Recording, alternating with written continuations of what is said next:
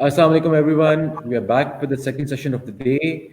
We've got Janil Saab with us. Janil Saab, thank you so much for being with us and taking out this much time, sparing this much time and guiding us your vision. This is your vision which we're executing. We've got Ms. Bakhtawar with us. Ms. Bakhtawar is our co-host. She has been with us throughout Startup Summer School.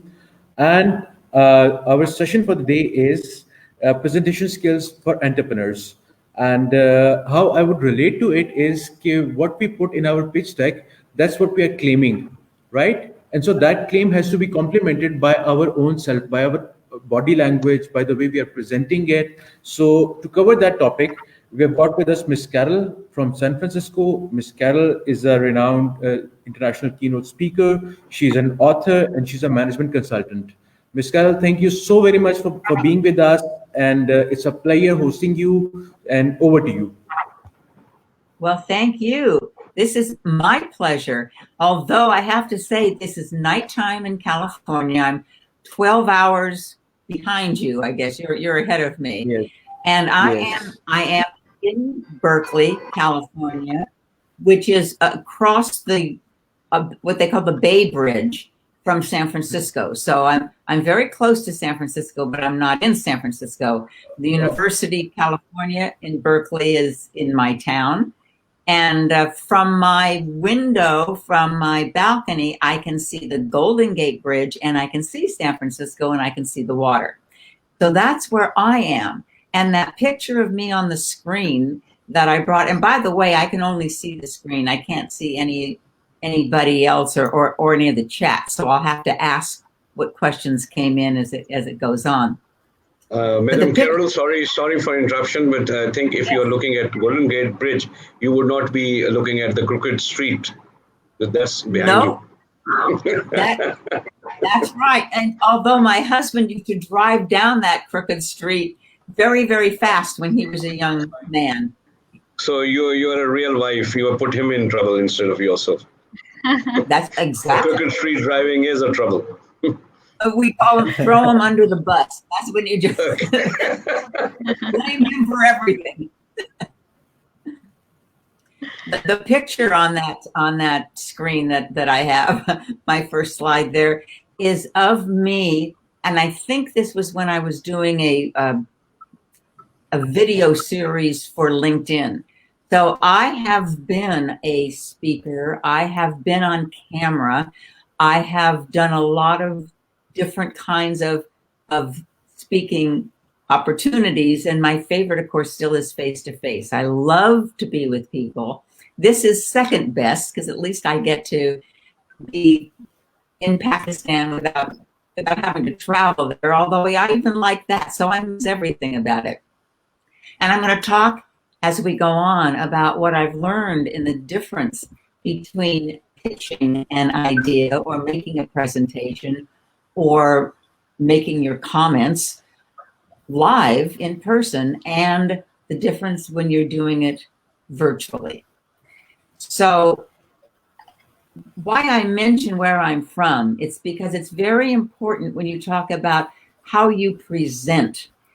Presentation styles and culture are very mixed and they make a big difference. So for example, there's some cultures, and I want to say this first because I want you to know where I'm coming from when I give you the stories, when I tell you what I do, when I coach entrepreneurs from Silicon Valley, which isn't too far from Berkeley. And so I go down there quite a bit, or they come up and see me. And I'm coaching them from my culture's perspective. So if you were dealing with a US company or a Canadian company, an Australian company, or a venture capitalist from those countries, or you were looking to get a job in one of those countries, or England, many, many other parts of Northern Europe and the US, this is what I'd be telling you. Now, this isn't necessarily the same advice. It isn't necessarily at all the same advice that I would give you or that I would ask about you from your culture. So, for instance, there's some cultures that are high context and some that are low. High context cultures are a bit, I would think, more like you. Your culture means that when you're dealing with someone, whether you're talking with them in a business forum or you are negotiating, that you're looking for things like body language, you're looking for silences, you're looking for hidden meanings. Low context means the US, Canada, Australia, those countries tend not to look at that. That's why we like things to be explicit, we like to have contracts, and we like things to be straight out. So it's a very different presentation style depending on that cultural difference. Some cultures are more transactional. That is, we want to get down to business, like the US. And other cultures, South America, certainly when I was in Kuwait or Dubai or Sharjah or any of those countries that I've worked with or worked in, they're much more personal. You really have to have that time to know someone and build those relationships. That makes a difference in how you present. And certainly, if you're a reserved culture, it's very different than you're a very emotional culture. So when I was down in Silicon Valley, there was a high-tech engineer who was a Japanese American. He'd never been to Japan, but when a job opened in Tokyo, he thought, I would love to work in my country of my ancestors. So he flew to Tokyo and he did a job interview for that job. And when he came back, he found out he didn't get the job. But he had a friend over there, and he asked that friend, why do you think I didn't get the job? And his friend said, you were too enthusiastic. Now, what he meant by that was the reserved culture of Japan does not look at the kind of rah, rah, you can do it enthusiasm that a lot of Americans have when they travel internationally, because that's what we do a lot at home. So again, how you would present in one culture would be very different than in another. Some cultures are very formal. You would still rely on titles and Mr. and Mrs. And other cultures, like the US, sometimes are insultingly informal. We will call people by their first names. We will sit on their desks. We will do things that can be very offensive to a more formal culture. And again, that influences how well your certain presentation style is going to go over in a different kind of culture. And one of my favorites is the idea of time as a commodity versus time as a constant. So when I was down in Venezuela and I was doing some work with PDVSA many years ago, I told them, that audience, that Venezuelan audience, that I was flying back home to attend a party. And the party was going to start at 5 o'clock and it was going to end at 9 o'clock. And they laughed. And I said, well, what's funny? Maybe it's because it started too early. And they said, no, that's not what's funny. What's funny is you tell me what time the party's going to end. You don't know when a party's going to end. It ends when it ends. And that's how I found that they did a lot of their business meetings as well. You had a time when it started, but then it took whatever time it took. So Americans look at time as a commodity.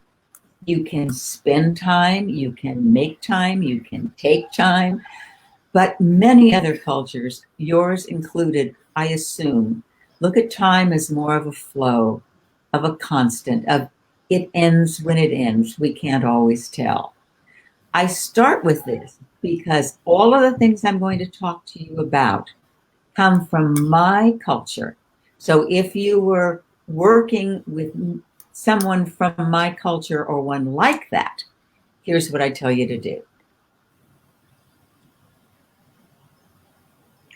First of all, I'd say it's all about your leadership presence. Now, I write about leadership presence, and I'm a leadership presence coach. And when I talk about leadership presence, I'm not talking about how smart you are. I'm not talking about how credible you are or how technically able you might be, or even if you have leadership ability or potential. And you know, I coach a lot of people in leadership presence that already have the title of leader, and that isn't what it means. Leadership presence is the impression you make. So it's not, are you intelligent, competent, savvy, and have high leadership potential? It's, do you have those attitudes and skills and behaviors that influence other people to see you that way? Now, I want to stop here for a minute just to see if there are any questions up to this point. Carol, please continue. Okay. When I coach people or when I do seminars on leadership presence and presentation skills, the goal is to line other people's impression of you with your best authentic self. It is not to present yourself as something you're not, but it's to present yourself at your authentic best. Now, where this becomes a problem, and the only place it becomes a problem really, is when a client confuses habit and authenticity. For example, let's say you are always slumped over. That's just your habit. That's the way you walk. That's just the way you are. That's not necessarily the authentic you. It's just a habit. And it's not a habit that actually serves you very well when you're presenting and when you want people to see you at your authentic best. Another habit you might have created had you been in the military, or a dancer has the same kind of habit, is that you would stand up straighter with your shoulders back.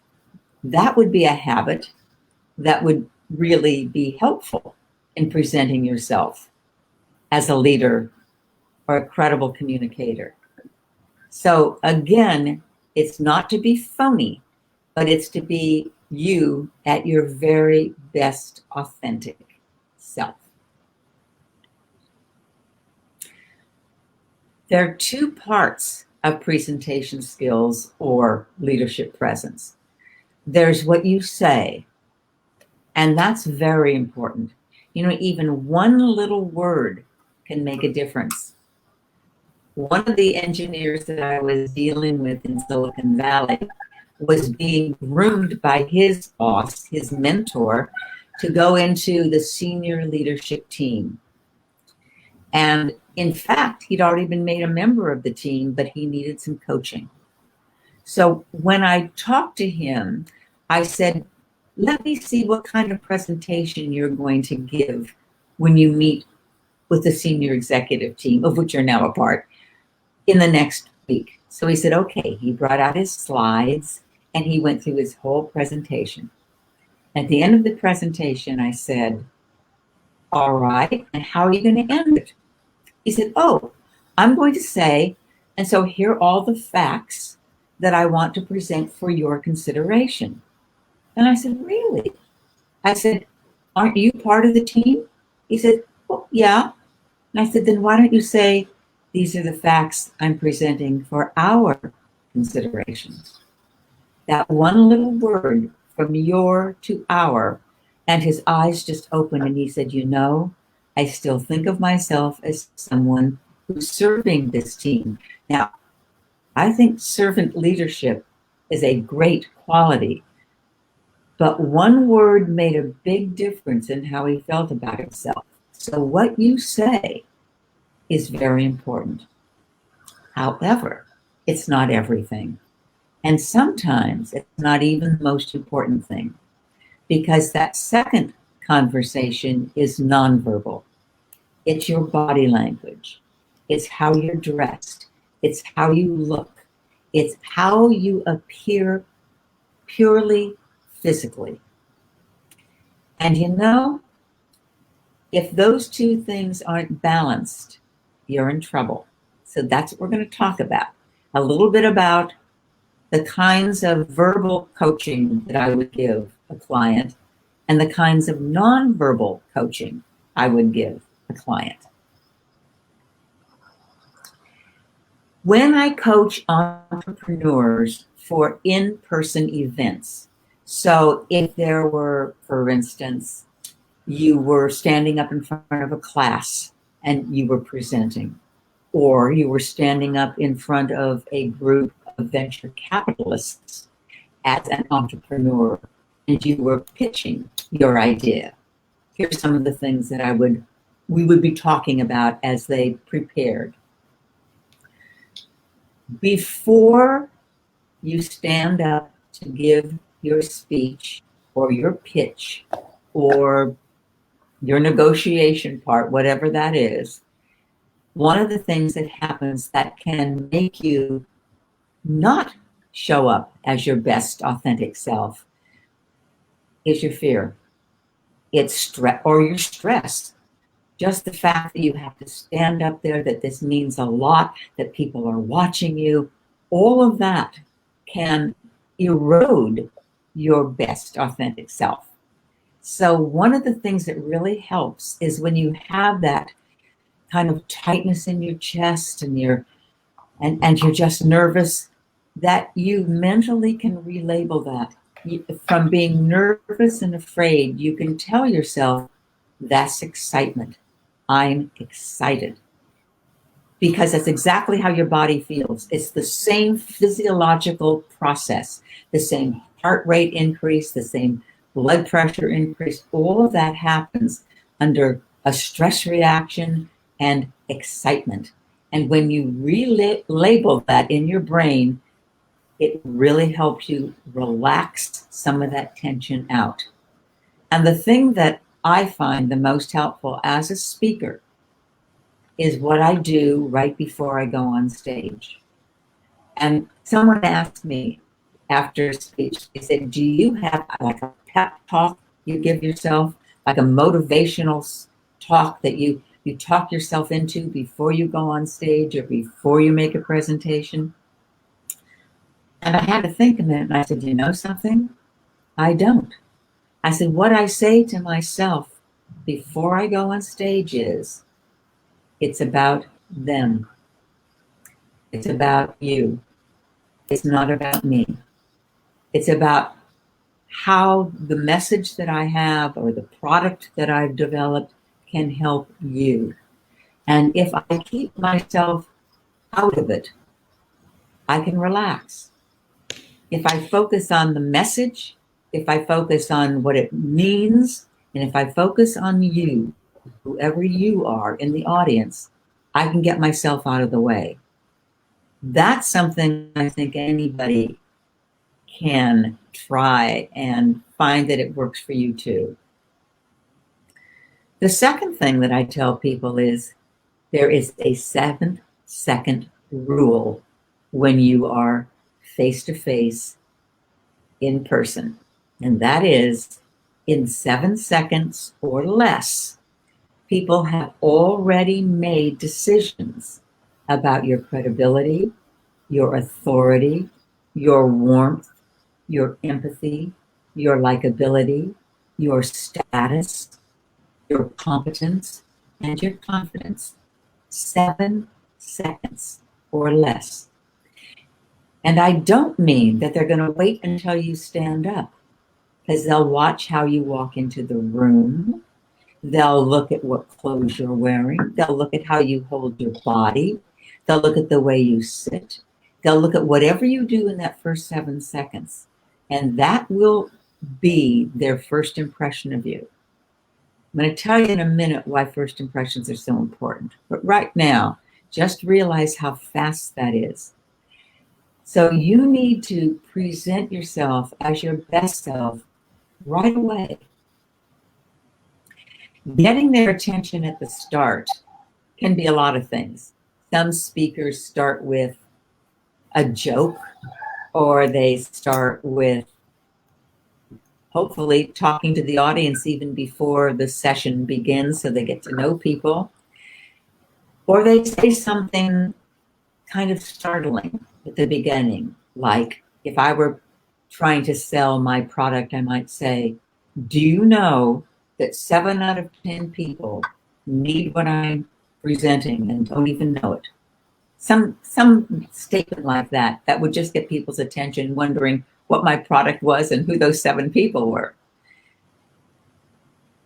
I know that hand gestures are one of those items that have some cultural differences, but certainly hand gestures help you speak, because the same part of your brain that is involved in speech production is also involved when you gesture with your hands. So it helps you, but it also can help your audience when you illustrate things, when you say something small and you bring your hands together, or larger, or everybody, and you open your hands. There are lots and lots of ways that hand gestures help your audience make sense of what you're saying. One of the most powerful techniques, and probably one that you've been already exposed to a lot, is the power of stories to illustrate. So it's much more powerful than giving 5 bullet points. Give a story about each one of those bullet points, or if you have to, just tell one story and knock out all of the bullet points, because the story is what people will remember. People will remember the fact that I made fun of my husband and told a story about him more than they'll say, you know, that 7th bullet point that you brought up was my favorite. They'll remember your stories too. When you are on stage or standing up in front of the classroom, standing absolutely still, in our culture at least, is not as impactful as moving. You know, people really pay more attention when you move a bit from side, and I don't mean you shuffle from side to side, I mean you move and you use the stage or the front of the classroom or wherever you are a bit more. But the time that you don't want to move is when you're making a really important point. So you might move as you set up and you're talking, and then you stop still and you say, this is what I really want you to remember. The other thing that I've noticed with some entrepreneurs is that if you talk in the same voice and you never change your inflection or your vocal tone, it gets really boring really fast, doesn't it? That varying your vocal delivery, going fast sometimes and slower sometimes, is much more effective. So there are all sorts of things that young entrepreneurs, older entrepreneurs are working on in order to be more effective as presenters.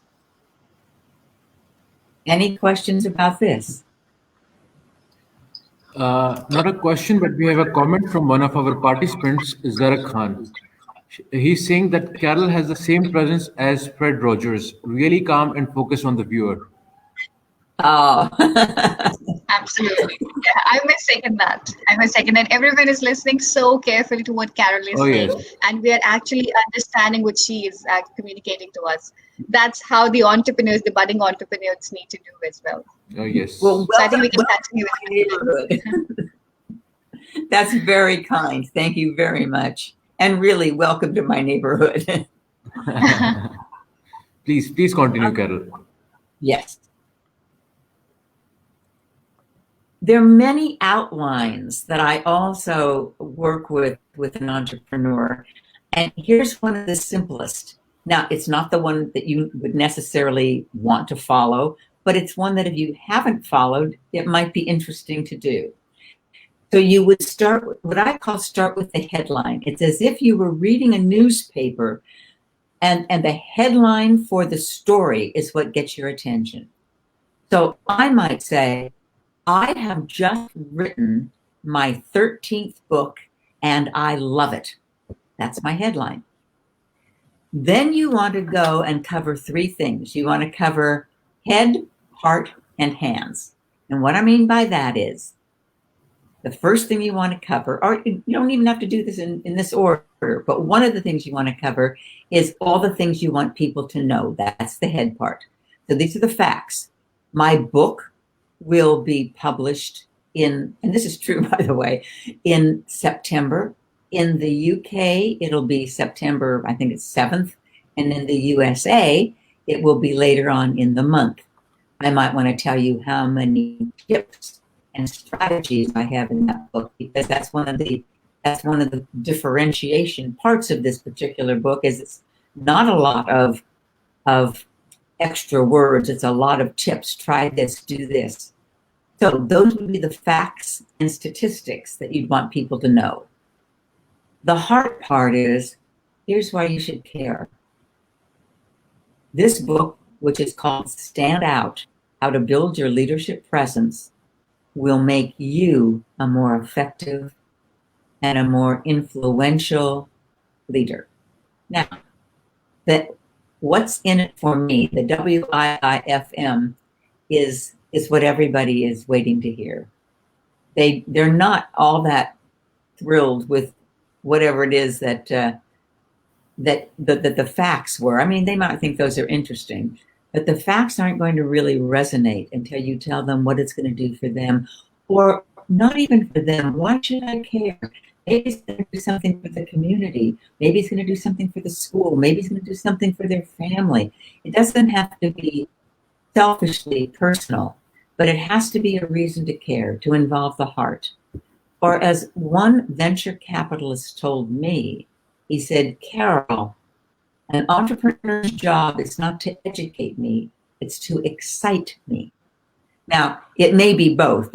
You might need to educate somebody a bit with the facts and the statistics, but a big part of your job is to excite people. And you excite them when you tell them why they should care. That's the heart. And then the very best thing you need to do after that is tell them the hands part. Tell them what you want them to do, what action you want them to take. So I might say, so go to Amazon and order my book today, whatever action I'd want them to take. It's a simple outline. Yes. Carol, Mr. Vakar wants you to repeat the name of your book. Well, I'm going to show you my book at the end. It's called Stand Out, but I have the whole picture of it. I will definitely show you, because I'm very proud of it, and it is coming out. And I think for this group, it would be absolutely spot on, as they say. Perfect. But I will show it to you. Sure. Okay. One of the things that gets in our way are some habits. You are going to appear less credible, less like a leader, less influential, and have less impact the more you do some of these habits. So one of your habits might be that you qualify a lot. You say things like, this might be a stupid idea, but see, if you've already said it might be a stupid idea, probably no one wants to hear what it is. You might say, oh, you've probably already thought about this, but the minute you qualify what you're going to say, and I'm not saying never do that. What I'm saying is realize that when you do that, the minute you do that, you have lessened the quality and the impact of whatever you're going to say next, because you've already made it seem less than what it is. The same way you can if you use minimizers. A lot of words like maybe, sort of, somewhat, kind of, that all sound very tenuous and very unsure. Dismissive language, and this is my biggest problem right now. I use the word just, or I did use the word just too much. Let me tell you why I've stopped using it. I was at a luncheon and I sat next to a woman who was a nurse. And she said, "Oh, you talk about leadership presence?" And I said, "Yes, I do." She said, "You talk about impact and influence?" I said, "Yes, I do." She goes, "Well, I want to tell you what happened to me. I was at work and I was walking down one of the hallways, and my boss came toward me, walking toward me in the hallway, and also a woman, both nurses, and she stopped and she said, 'What is your unit doing now?' And the woman that was telling me the story said, 'Oh, we're just,' and her boss stopped her. She says, 'Never say you're just. The minute you say you're just, you dismiss what you're doing. Just tell me what that is.' So I started looking at my email. And when I send out an email, all too often, I would start with something like, 'This is just a note from,' as almost like as I was saying, 'So don't bother reading it. It's just a note. It hardly means anything.' Now, again, I'm not saying never use that word. I'm asking you to be more aware, like I'm more aware, that when you use that word at certain times, particularly when you want to come across as your credible best self, you have really diminished and dismissed what it is that you said. You're not just an entrepreneur, you're an entrepreneur.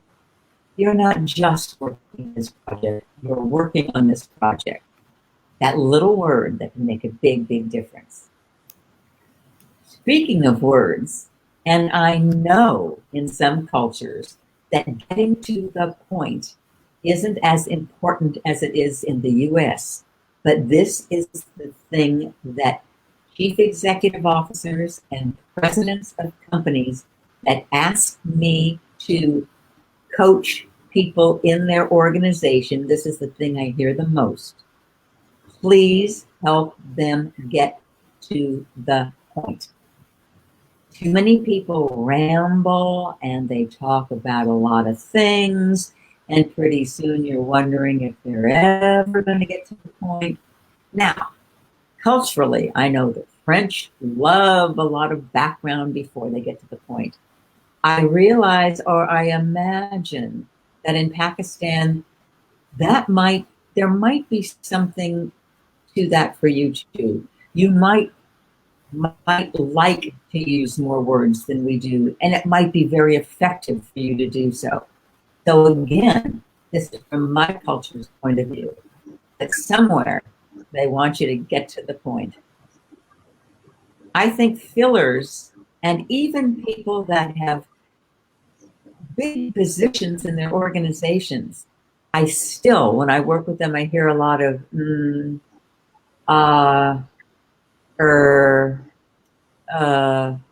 as they speak. And fillers happen because we try to fill what otherwise would be silence.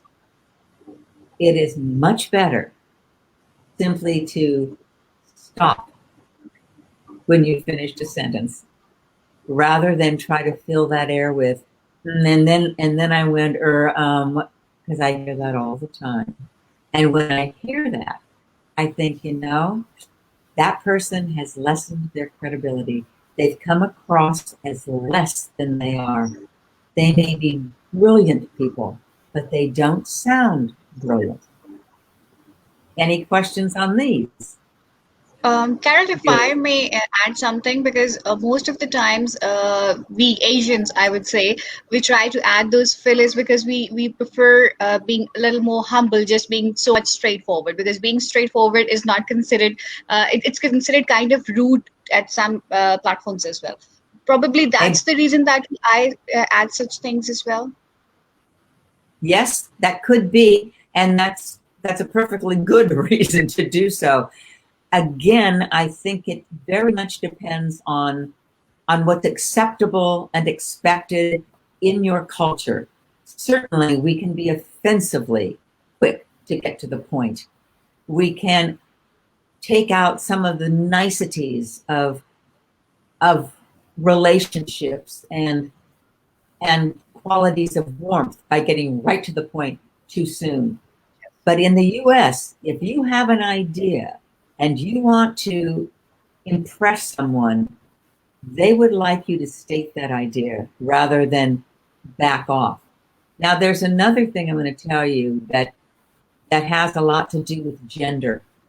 And that is, in the US, as straightforward as we believe we are, women, more than their male counterparts, are not comfortable getting to the point or being too forward, and when I don't mean forward in a flirtatious way, I mean forward in their verbal way, or sending an email without the word just a note from me, so don't worry about it, because they're afraid they're going to be seen as too strong and too overbearing. So there are not only cultural differences, there are gender differences, and then there are differences within different kinds of organizations. Certainly in technology organizations, the high-tech sector, there's a whole different way of dressing, of behaving that probably wouldn't be as acceptable in the financial and the banking sector. So there's all of this going on. And that's why observing what's happening and then seeing what works best for you in whatever situation you're in is probably a really smart thing to do. All right. So, Carol, we do have a couple of questions if we may add them over here.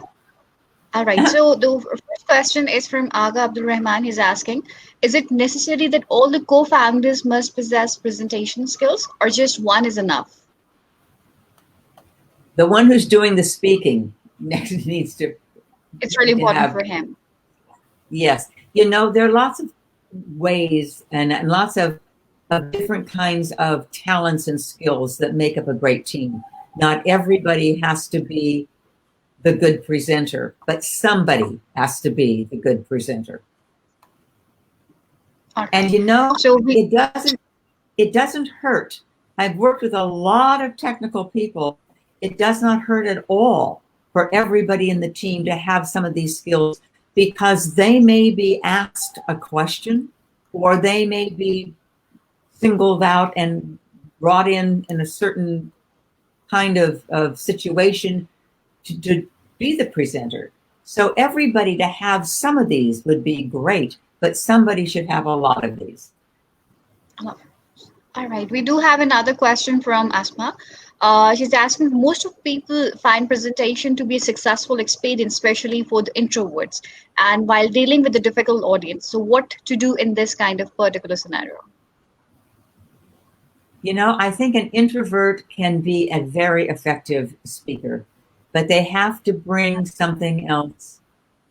They have to bring something else with them. What I mean by that is, then you build on your, let's say you have incredible, instead of making something up, let me give you a real life case. I was working with the senior executive of a company who was so shy that when he went to employee parties, he would bring a newspaper so he could sit in the corner and read it. Now that's introverted and that's shy.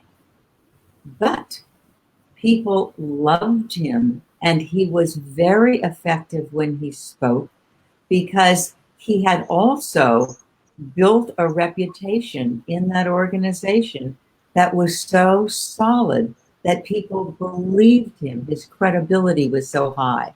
So it didn't matter that his speaking skills were not that great and that he was so shy and introverted he could hardly make eye contact.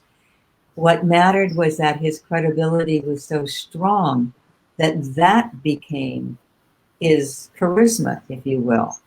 So there are ways, you know, everybody has their own style. Introverts can be very effective in their own style. They don't all have to be, you know, energetic and energized and jump around. Can I go to the next? Yeah, we have another basic question. So, Muqaddas, Ruj is asking that she has some kind of fear asking the question to someone who is presenting. She might be failing to ask this question to you as well. So, she probably thinks that the question might not be right, and this fear of questioning is actually confusing her. So, any suggestions as a public speaker to the audience who are sitting there and listening to us? Yes, ask it. You know, I have seen more people asking, first of all, there really are no stupid questions. There may be speakers who can't answer them, but any question is valid. And sometimes what you're afraid to ask and then finally do ask is what many, many other people in the audience would also like to ask, but they're afraid to. So you become kind of a hero or heroine by being the one to actually ask it. Just take that risk and ask it. Okay. Let me hold the question, any other questions for a while because I don't want to go over our time. Okay? Absolutely, absolutely. We'll move to the presentation. I have been a student and an author of body language books. These are the three. I think the one that I think is very funny is The Truth About Lies in the Workplace, because that's such an awful cover that nobody wanted to buy it and put it on their desk so their boss would see it because of that little face that was looking up. The Nonverbal Advantage and The Silent Language of Leaders are all really good books. However, the new book that I've written, I have a lot of the key body language tips in there too. However, I just wanted to show you that. I also wanted to show you the fact that I have done, actually, I redid a video course for LinkedIn Learning called Body Language for Leaders. And I had no idea. I was shocked, surprised, and delighted when it went over 2 million views. I had no idea it would have that kind of appeal. But obviously, body language is very important, and people all over the world are very interested in it. So that's what I'm going to talk to you a little bit about next. In fact, I'm going to tell you the things I think are the most important. First of all, remember talking about that 7-second rule, that in 7 seconds or less, people are taking a look at all sorts of superficial things that don't matter at all and making really fast and very powerful judgments about you. That becomes your first impression, and first impressions are important because they stick. It's like it's like the vanishing ball illusion. There's a magician that has a wonderful trick of juggling balls, and he will juggle balls and he will throw them higher, and then he'll throw the next one higher, and he finally throw the last one so high it disappears through the ceiling. And the trick is, there was no last ball thrown, but he's created the illusion of the throw so strongly in the minds of us who are watching that we all hallucinate it. That's what minds can do once we believe something. We can actually see something that isn't there. So back to that 7-second impression. So the way you dress, your gestures, the way you smile or don't smile, depending on, again, culture and what's important, the kind of eye contact you make or don't make, the way you hold your body, the tone of voice you use, all those things which really don't have anything to do with your best authentic self. I mean, they don't have anything to do with your real character, your heart, your talent, but it's how you're being judged. And once people make up their minds about you, they'll start to look for things that confirm that opinion. They will do it subconsciously, they will do it automatically. So if you can make a good first impression, you've got a real benefit. For instance, I took a yoga class and I walked into class and there was a woman who loved me. from the very first 7 seconds she saw me. I would like to think it was because I was highly charismatic, but that wasn't it at all. It was because I looked just like her favorite aunt. Because I looked like someone she adored, I made a great first impression that I didn't deserve. But I wouldn't have deserved it either if I'd looked like her aunt that she hated. So again, those first impressions are powerful, are important, and they're sticky. They stick. I was doing a speech in New York City, and I introduced a man. I was on a panel, and I was chairing the panel so I could watch the audience. I introduced a man who was the senior executive. He stood up, and he was a wonderful speaker. He was warm. He was funny. He liked the audience, which happened to be corporate communicators. He liked that function, so they liked him. And everything was great until the very, very end, at which he said, "And now I'm open for questions." And when he said the word open, he crossed his arms tightly. And I watched that audience that had loved this man for 20 minutes absolutely go blank. And they couldn't think of anything to ask him. That was because his body, that crossed arms gesture, was in opposition to his words, "I'm open." And people look and crave alignment. They want you to say, "I don't want questions," when you close your arms like that. And they want you to say, "I'm open for questions," when you open your hands and show them that you are. Or at least do something else in your body language that is in line with what you just said. In fact, there's some studies that show that there's a brainwave activity of peaks and valleys. And one of the valleys is called N400. And N400 is where people's brains go when you say something so stupid or so ridiculous that it simply doesn't make sense. So their brains will drop down into N400 to try to make sense of what you've said. That's what happens when you say something verbally and your body says the opposite. They watch people's brain waves go down into N400 as they try to make sense of what just happened. And again, unconsciously and automatically, they will almost always believe your body.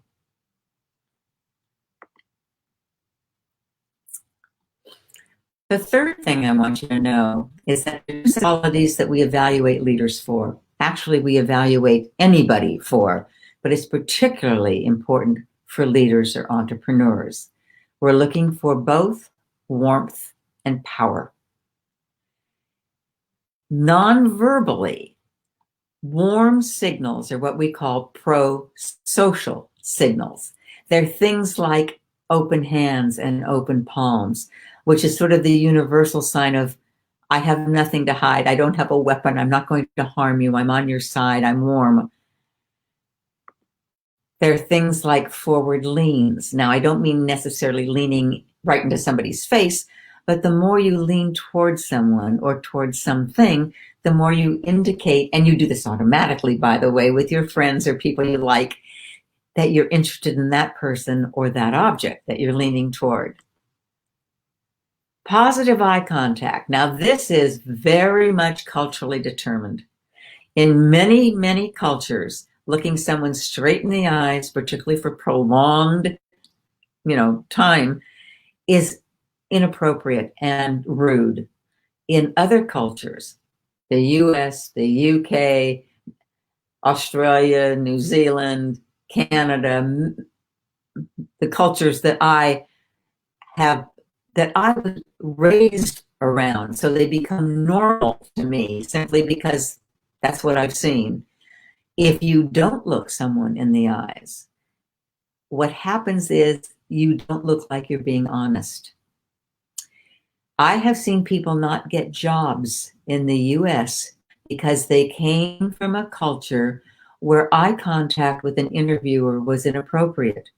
And the interviewer later told me, when I asked why this very qualified person didn't get the job, the interviewer said, from her cultural background, well, obviously that person had something to hide. He couldn't look me in the eyes. So the amount of eye contact is different for positive eye contact, but whatever it is in your culture, the right amount of eye contact is very important. Smiles, that's a very engaging nonverbal signal. A smile is something that the human brain can spot and loves. And in fact, we know when someone's really smiling because they like us and are glad to see us, and when they're being polite. And that's because when you smile authentically, you get these little crow's feet.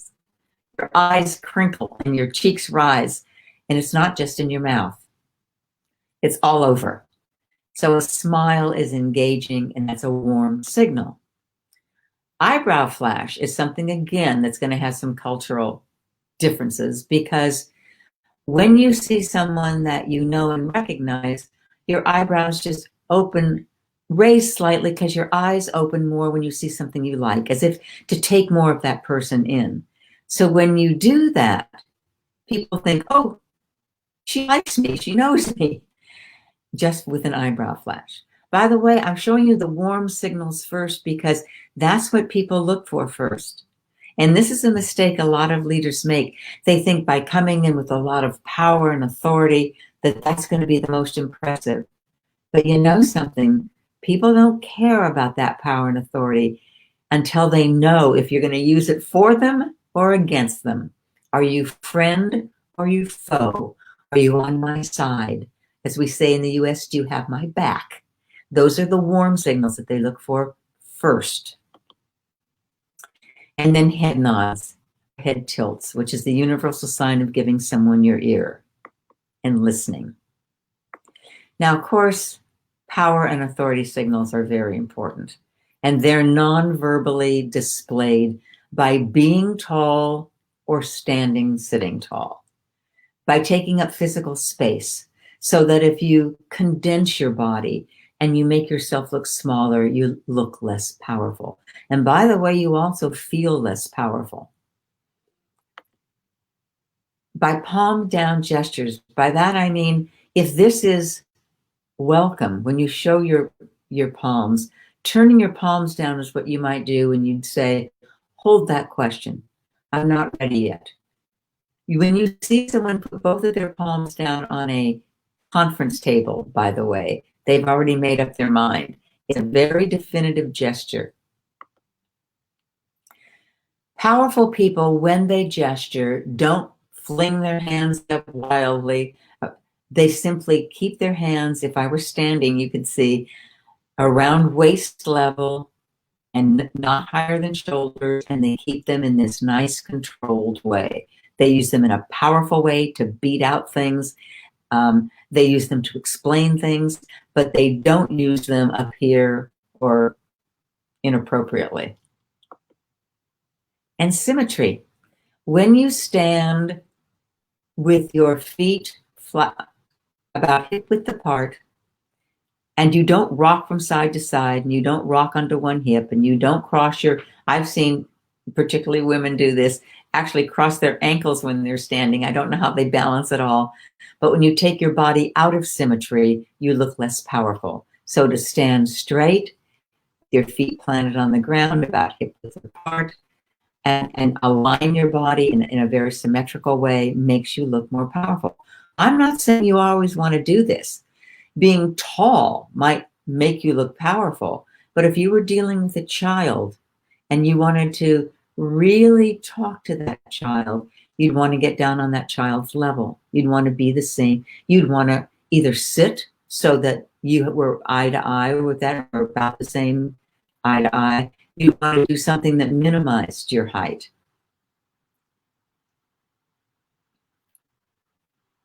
Okay, wait a minute. I'm getting a lot of these. Let's close. Let me close some of this stuff up. Oh, I don't know why. Oh, are you seeing funny things on my screen? Actually, the text is very small, so don't worry about that. Oh, okay. All right. Well, I'm trying to, I can't, Well, no, actually, I we can don't. see them, but we can't figure out what it is. Yeah. Oh, well, I don't want it Yeah. there at all, but I can't, there's no way to take it off.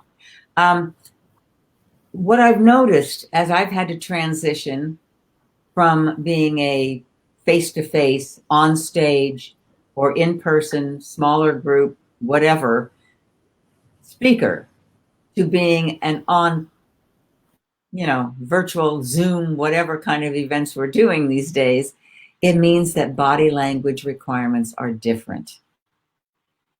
Because you can see less of someone's body, you're getting fewer body language cues. And that is also contributing to what we're being called Zoom fatigue. And that's why Zoom meetings, one after the other, I'm sorry to say, if you're doing a lot of these, but they're tiring.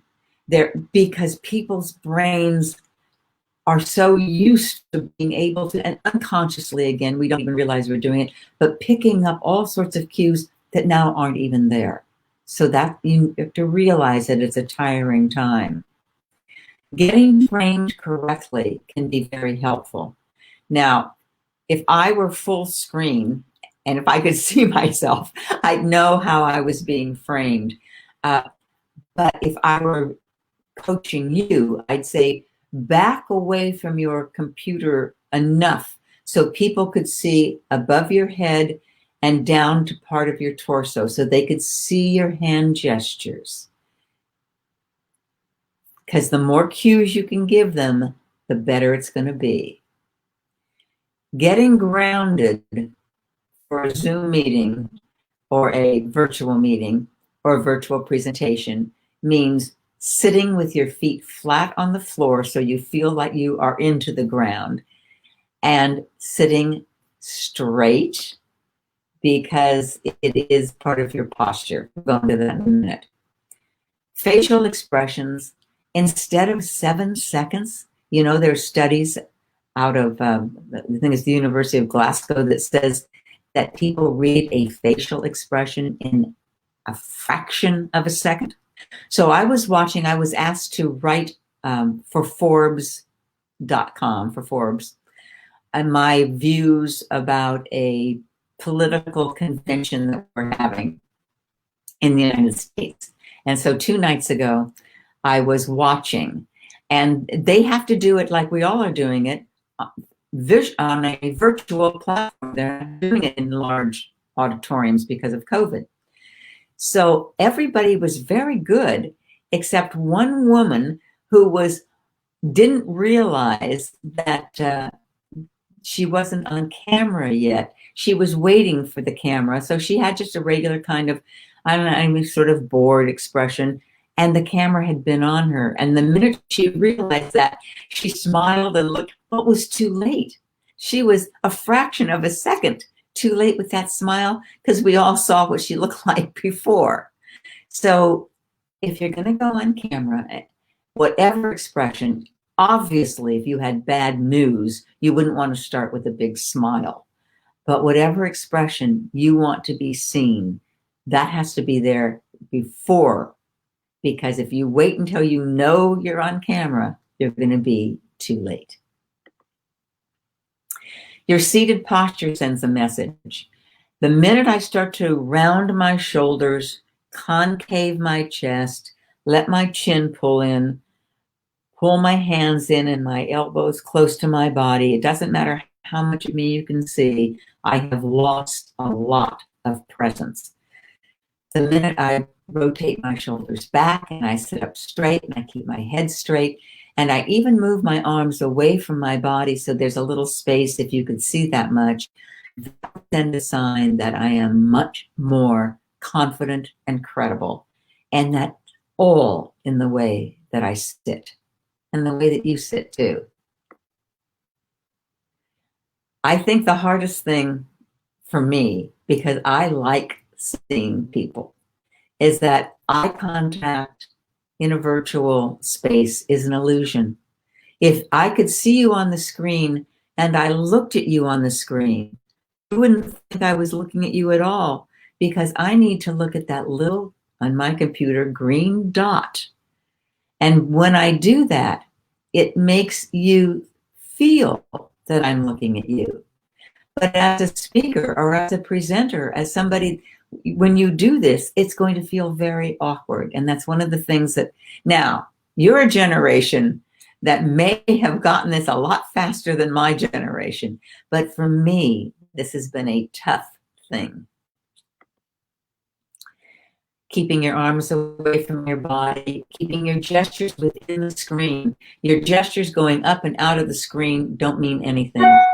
And when you gesture too close to the screen, it's like you have a giant hand coming towards you.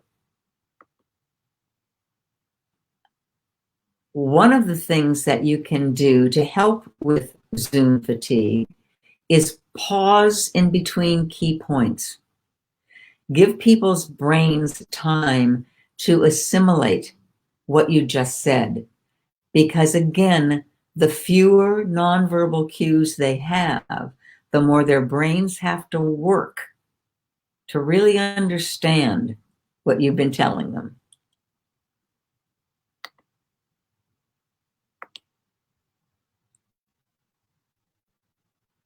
So here's my book. It's called Stand Out: How to Build Your Leadership Presence. Here's my contact information.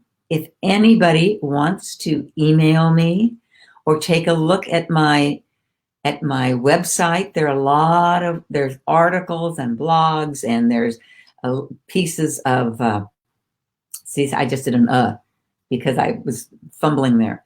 There are pieces of videos that I have done. You can take a look at some of the other topics that I speak about. And if I can answer any questions, send me an email and I'll do that. Or maybe we'll set up a call. Now, all I have to say is thank you. I'd like to hear what you have to say. I'm going to click to exit and see if I get back on screen. I might not. No, just come up the whole thing. I was hoping to see it. If you can stop sharing from your screen, we'll be able to see your complete picture. Let me exit.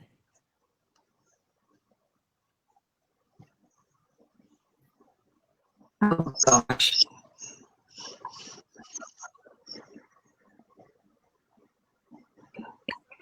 I think, Karen, it's fine now. We've changed it from our own end. So now 3 of us are on the screen now. I think we're getting a lot of questions, but I'm not sure how much time do we have, Ahmed Nozan. So, Ahmed, can we take a few questions more? The thing is that it's midnight there, so it's totally Carol's call. If she wants to take questions, sure, we'll give it to her. If she wants to answer it on email, then it's email. What do you suggest, Carol? Yep, I'm fine. I'm trying to see if I could back this up to show you how I would prefer to be framed. All right. Can't do that in that little picture, but you can see that I can. Okay, I'll put you on solo. Okay. Here you go. All right. So if I would have to make my gestures up here for you to see them. So if I were to frame me back farther, or if I were standing, you could see more of my body. You get too close and you become only this talking head. It's not as effective.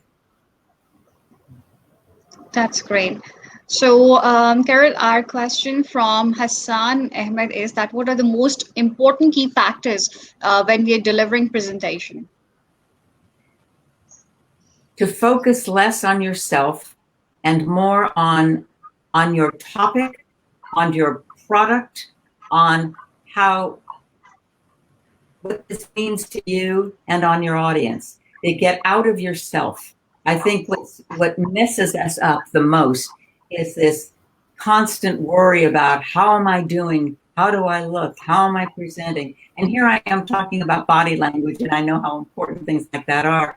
But at some point, It's great to practice that. It's great to get more comfortable doing some of those things that we talked about.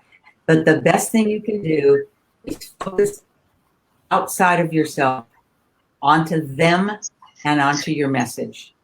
And then you're going to be great, because then your authentic self comes through, because you don't cloud that with all your self-doubt and worry and wondering. All right. So we have Bakar Azim asking that, can we take closed arms as a signal of composed personality? Say that again. I'm not getting. Can you? Yeah. Can we take closed arms as signal of composed personality? Okay. That's a great one, because crossed arms, this closed arm gesture, can mean a lot of things. It can mean in a cold night, it can mean I'm really chilly. It can mean I'm thinking things over. It can mean, that I'm really considering what you're saying. The problem is, most of the time, depending on the context, this also looks like I'm not really sure that I like what you're saying. It looks a little more resistant. So you might want to say, is this working for me? Is this really showing how I want to respond? Because there might be another gesture that would be better. Certainly, if you just said, what a great idea, and you do this, you're going to confuse people, because people are going to see that as something other than it's a great idea. So being aware of how most people read that gesture, not even what you meant, but how most people read it. Well, I'll tell you one story about that. I was doing a conference for a sales force of high tech. It was a technology conference, and there were only about 2 women in 100 people in the room. And one of the women came and said, the men in this room think I'm flirting with them, and I'm not. And I said, well, all right, I'll watch you and I'll see if I can find out something in your body language. And so she was talking with the men. I said, well, this was a global group. And I said to her, I've noticed that when you talk to them, you're looking at their mouths. Now, that's a very flirtatious body language cue that you might give if you were on a date and you were telling somebody unconsciously or not that you were very into them. But I said, that's not a real appropriate way to talk to somebody in a business context. She says, well, of course I'm looking at their mouths. These are people from all over the world with all sorts of accents. I'm trying to read their lips. Now, you see, her intent was not the important thing as far as the way people were responding to it. It was how most people were going to take that gesture or that action. All right. So we have Babra Khan. He's quoting, personally, I've always felt that while presenting, it is always difficult to know what to do with your hands.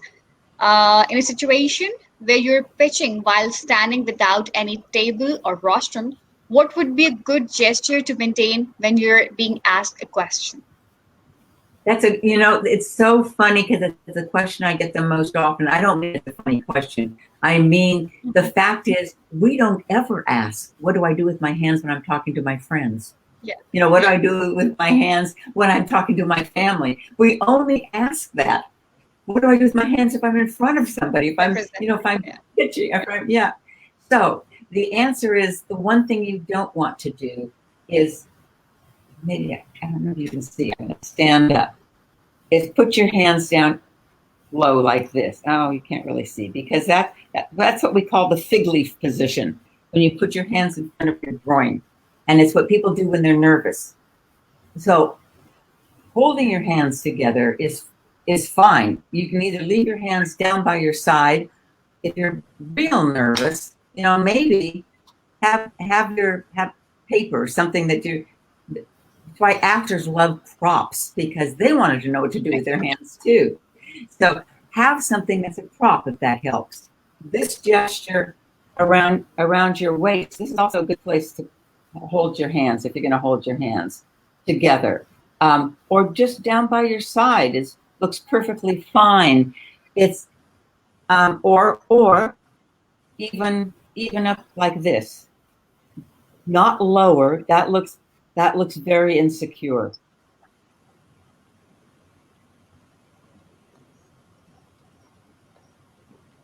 All right, I think yeah. Okay.